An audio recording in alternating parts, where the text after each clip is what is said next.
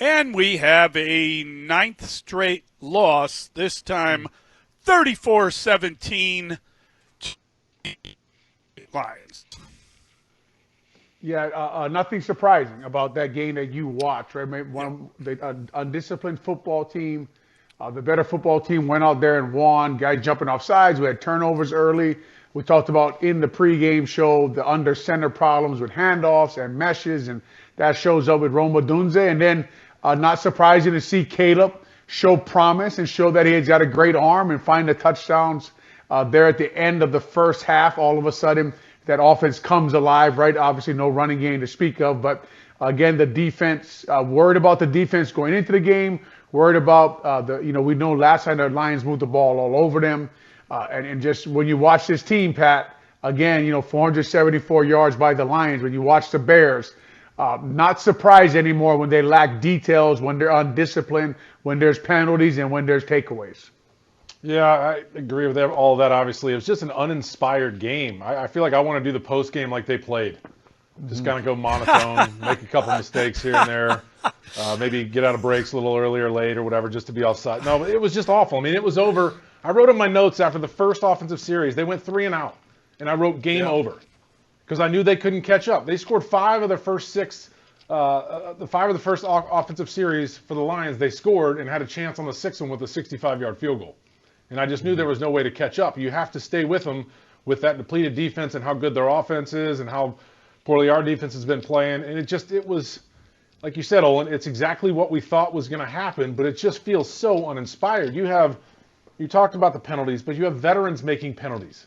You have veterans making, penalties of jumping off sides. Okay, DJ Moore gets a holding. That's a playing penalty. It's a little different. That's an effort penalty. Then you have 4th and 1 or going in to the 2 minutes at the end of the first half, and they jump off sides again. Where are the veterans there telling the guys, hey, listen, look at the clock. They're going to try to draw us off sides. And if my count, I think that's 3 times this year they've done that. Like, why aren't they learning from this? They keep talking about in their locker room, we have the players to do this. We have enough talent here. Well, guys, that's on you. You need to fix this stuff. This is player-led, mistakes that you're making, and it's frustrating to see because you hear them talk about, oh, we have talent, we're good enough. Well, you guys are making the mistakes. Those are mistakes made by you, not coaches. And I just wish they could fix those and maybe stop saying how good they are and just look at their record and say, no, we've got to get better. We truly have to fix this. And in the words of Mike Brown, we suck. That's kind of what it is, and they need to fix it. And that's the biggest thing, is that they're just a bad football team, right? Yes. All around. They're bad on defense. They're bad on offense. And like you're saying, Pat, eventually somebody has to say it. We're bad. We're undisciplined. It's not anybody else's fault but ours, right? And then you come out and you run the ball with the running backs 10 times, right? Just only 10 runs. I mean, obviously the game is out of hand, but they're trying to hand the ball off to the wide receivers all the time, and it's just frustrating to watch this football team play football, even though you know what you're going to get. You know what you're going to get when you watch these Bears show up, and that was the part of when they were talking after the Commanders game, when they're talking after the Packers game, when they're talking after the Lions loss, and nothing seemed to be anybody else's fault but either the OC or the head coach. Right. And you were saying to yourself, well, when I watch the film, guys, that's not what I see, though. Right? I don't know what's going on every day on a day-to-day basis in the building, but that's not what I see when I watch film. I see a lot of other problems, and they're all showing their head now. And this team is who they are, Mully. They are who they are, as the season wears on. And really, you're running out of words to describe how bad they are and what they're actually doing on the field. Yeah, and real quick, guys, another example is, they come out of the halftime and the sideline reporter said they talked to Thomas Brown and what was your message to the team? He said, we're hurting ourselves with penalties and turnovers, right?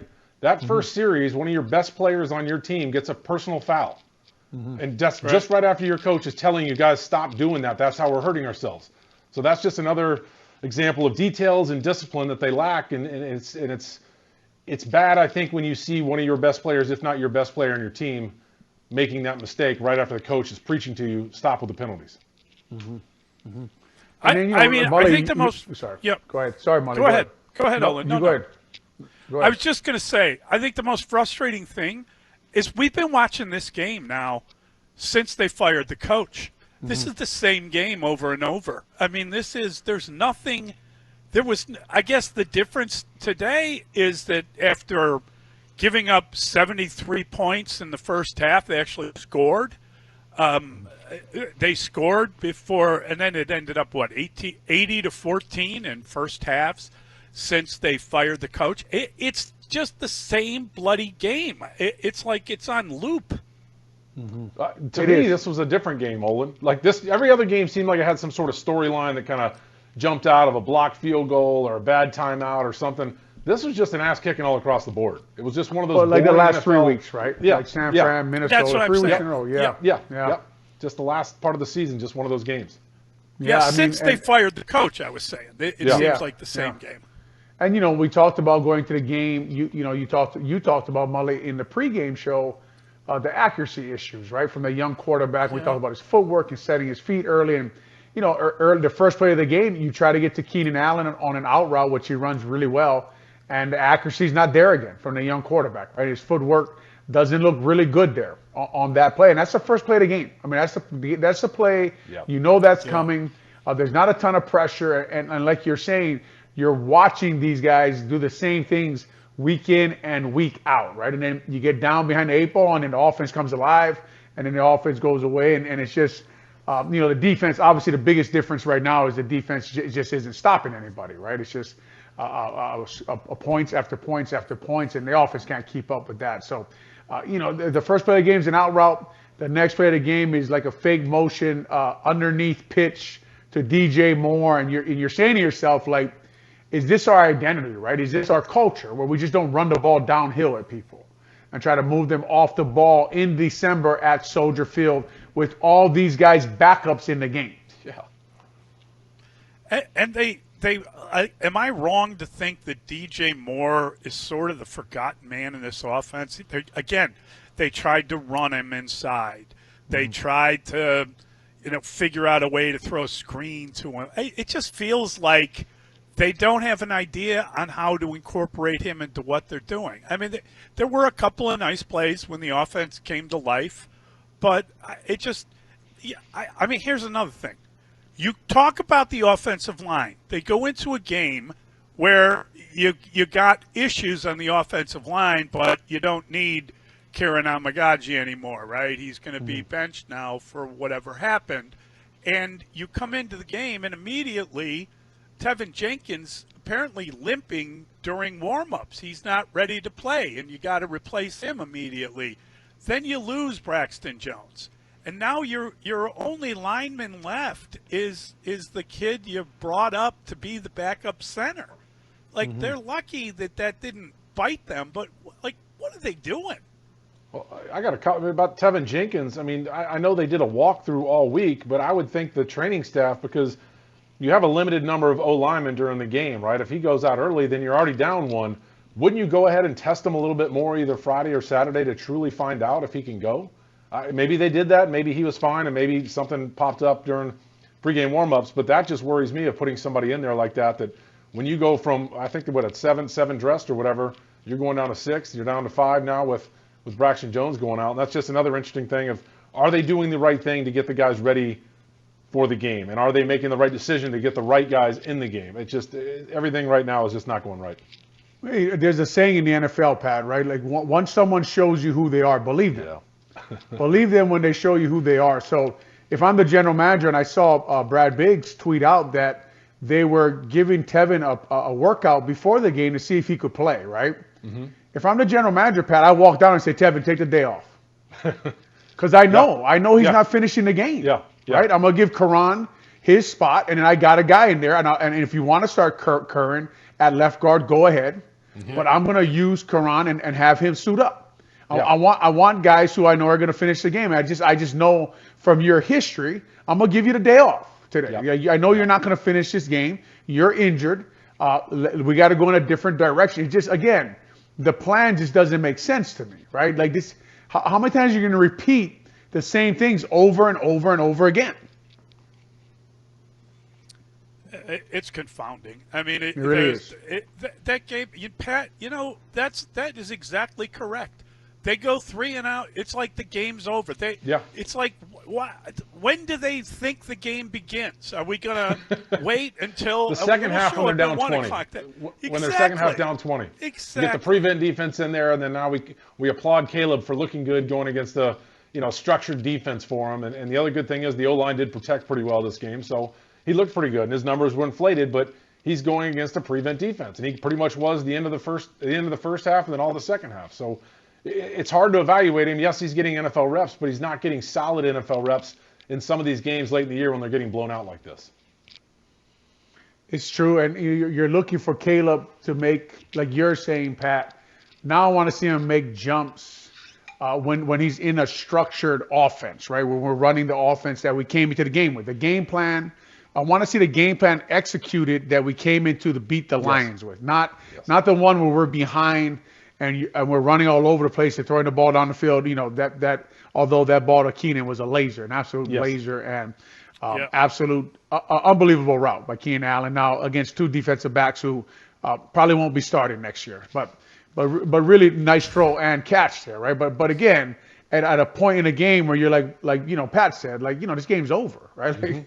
Again, it's at a point where you're like, well, we're not going to stop the Lions now, and they go 3 and out, and then the Lions go right down the field and score, and you're just wondering, okay, well, this is it's 9 plays, it's 55 yards, it's almost 5 minutes, and it's a touchdown, and it's 7-0. And, I'm sitting back here. My 2 sons are home for Christmas, and we start talking about other things. Like Tiger Woods' son hitting a hole-in-one at the PNC Challenge? Yeah. Oh, he actually, Josh did mention that. He said, Dad, did you see Tiger? I will say this, though, about Caleb. I want to see more, like you said, when in real game situation, but I was excited about it. We've been talking about is throwing some 50-50 balls up there. And he had 2 completions on those, one to Rome and one to Keenan. And they were really well-thrown balls in that situation to give his guy the opportunity to make the play, and we haven't seen that. We've seen him sail them or not throw them, and that was good. That was encouraging to see that today. So like we talked about in the pregame, Olin, as a rookie or a player, pick one thing to get better at, for the rest of the year. To me, I kind of saw that with Caleb, that he gave his guys more of an opportunity, and that's encouraging, but it's just in a different setting with that game being the way it was. It's just when you watch this team play, and that's why you're thinking how many coaches can you fire and the team still get ready, right, to play? I mean, how many? Yeah. This team is struggling right now. I mean, we talked about Billings being out, Brisker has been out. The defense is struggling. You took Billings out, you took Brisker out, you took the play caller out. Now this defense is not stopping anybody on offense. It's just rewind and hit play every week, right? They're going to struggle early. They're going to find some momentum in this no huddle offense, start to throw the ball all over the place, and find Keenan Allen and find DJ Moore and find Cole Kmet and find some options there to score touchdowns, but then it ends up just not being enough, right? And the guy's going to jump off sides, and there's false starts and there's penalties, and some of those false starts, guys, honestly, I'm watching a quarterback like get the ball snapped, right? It's eventually you got to line up, you got to get the ball snapped, you got to realize you have new guys on the left side of your offensive line. Get them lined up. Let's get going. Keep things consistent. Keep the cadence consistent. Let's keep things going. But these are things we've been complaining about all year, right? And the players have been pointing all over the place at why these things have been happening and what they have to do. And then, now we're to the point where you hear them saying, well, we do have to be accountable. Now it's on us. And we just don't see much of a change in that area of details and getting things done and doing the things that you got to do to win football games. Yeah, just a bad football team. Another thing that's discouraging to me, I was looking at my notes here, is, Rome was having a decent rookie season for what this offense was, I thought. And then for him to go out there and have the 2 fumbles, that hurts. That's going to put a little damper on his rookie season. He'll learn from it, but he was encouraging to me. That was weird, wasn't it? Like it looked like Caleb pulled it back. I don't know. It was just strange. I don't know what was going on. I don't know what. I'd like to hear what they say about that. It just looked, different to me. It was like they snapped the ball. No one was really moved. I don't really know what happened there. That'll be interesting to ask them about. I think technically the first fumble is given to Caleb Williams. I don't know that it was his fault. I think it looked like Adunze had a problem there, but technically the first one is on Caleb. Yeah, just to me, it's on both. For whatever that means. You're both. Yeah. It's gonna. Yeah, technically it's on him, but it's on both. And it hit him in the stomach, but it's on both of them. But you're right, Olin. The timing looked off. Everything looked a little off. And then also the Lions, man, running that little fake stumble, fumble, whatever on us. Those are the plays that hurt. The coach is pulling out, the number 50 on the playing list, on the playlist, and calling it and running it to perfection on you. Those are the you're standing on the sideline, you're just looking at it, you're shaking your head. You're like, man, oh man. I tweeted out that Ben Johnson's interviewing for the Bears job during the Bears game, right? So yeah, it's just it's tough to watch this football team right now. I think Mully alluded to it in a pregame show. It's kind of like, what are we looking for here development-wise, right? What do we want to see from these guys, Pat? And you mentioned, like pick one thing from a young player in a 50-50 ball. And it's just, and next year is going to be all new language and getting better. And what are you looking for a young guy? I thought Darnell Wright looked good today. I thought the O-line looked pretty good for how many guys had to go in and out. Now, the Lions are basically all backups, too, on their D-line. Their pass rush is going to be a problem as they go on here. But, it's just this team right now, man, their defense is not stopping anybody. The offense, even though as good as you say Caleb looked, I mean, what was today? 17 points again? It's just hasn't been enough points, right? It just has not been enough points since Thomas Brown took over, right? 17, 12, 13 in the last 3 games, right? 20 in the game before that. So in 4 games, it's been 20, 13, 12, and 17. So we're just not scoring points, no matter how dynamic. As we say, the bottom line is the bottom line in the NFL, right? And no matter how dynamic people look and great and throwing the ball, and man, that throw is amazing and all that. Well, eventually, you got to put the ball in the end zone, though. Yep. Eventually, we have to score points down there, find a way with all the weapons. They say in the red zone, it's players, not plays, right? And it's just we can't find a way to score touchdowns, even with all the weapons we have, and all our weapons are healthy. I think that the thing you can't get past is they're now 4-11. They've lost 9 in a row. They came out of London, went into a bye week, and they were 4-2, and they're still 4 wins. It's extraordinary that you can lose a game on a terrible play and never win again the rest of the season. It's beyond belief that, and I don't know that one moment ruined the season, but I'd love to know what they'd look like had they won that game. I would really be curious to Mully, see. DJ kind of admitted that one play did, and I don't. Yep. I would love to hear the explanation, the full explanation of how and why you go on a 9-game losing streak.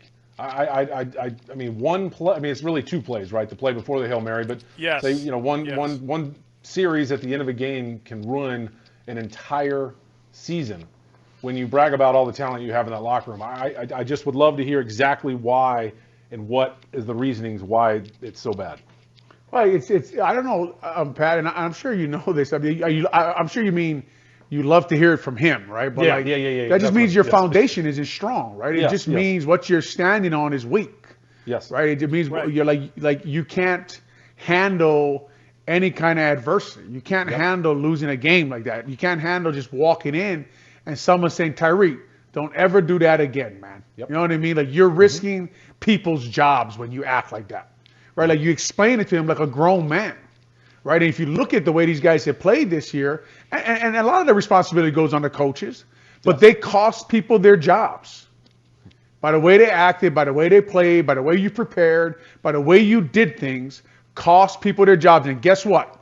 At the end of the year, it's going to cost more people their jobs. Yeah. Right? And it's that to me, Pat, is the problem, right? It's like no one ever just stood and said, you know what? Now's the time to lead. There's different leadership, at different moments throughout seasons for different teams. Yeah. There's different times to lead. And that's why we said on this show, the leaders missed an opportunity. Mm-hmm. And it wasn't just after that game, right? It continued, man. It continued, it was like a comedy after a while, right? When you're watching what they were doing. And you're like, okay, I guess, they went to Arizona. The Patriots game was bad, but then Green Bay, they just lost, right? Minnesota, they just lost.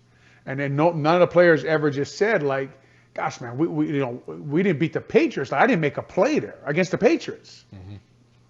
Yeah, that was probably the worst loss of the year just because that's a beatable team. And I get it. They had attrition of schedule and the offensive line was injured, but there's really no excuse for that loss. That was a 3-11 Patriots at home. right? Yeah. Yeah, that was the bounce back game, right? We called it the bounce back game. They're going to come back, they'll fix this, and we understand what's in front of them with the division games, and let's go out there and win this game and right the ship. And no, it went completely the opposite way. I mean, and also the problem is, I think, I go back to the 8 captains. When you're following 8 guys, you're not following anybody. Yeah. Yeah. Well, it's just too bad that like this. We're looking under everything for what is going on when we're watching this team, right? We're watching the complete meltdown, really, of Haugh, right? It's a complete meltdown everywhere of Haugh. And you know what? The players, the coaching staff on the field, it's hard to blame. Like Thomas Brown came here to be the pass game coordinator, man. You know what I mean? Like, he's the OC head coach now. I mean, he's got so much to do on a daily basis, right? And I can't. Why didn't you kick the field goal today? Like, I don't even want to ask him that. Like, why did you kick the field goal, right? Why did you punt on 4th down, right? Why are you playing punt safe when you know the Lions are going to punt, right? They're up 20-something points. Like, why go punt safe? But it's just. Those kind of questions are for a guy who took the head coaching job, right? It's just when you're watching this team, that's what we talked about earlier with Caleb Williams. It's hard to even analyze him. Like, I can't even imagine going through what those players are going through right now. I can't imagine having a new OC, a new defense coordinator, a new head coach. Everything's changed. Everything's going in different directions, and 2 less coaches in the building, 2 less guys preparing for teams, and then the media asking, like, well, what's going on with the team? And you're like, look around. Yeah, what's the direction? When you walk into Haugh Hall every morning, what are we doing today? And that to me was one of the great things that the better coaches we had, Olin, you knew what every day was going to be. You knew what the standard was. You knew the routine, all that kind of stuff. And now you've got different voices talking to you, different schedules, different everything. So it's got to be difficult, and it's got to be difficult on Thomas Brown. But, I mean, they did it to themselves, though, right? They put themselves in this situation. Yeah, you're going to walk through and prepare to lose.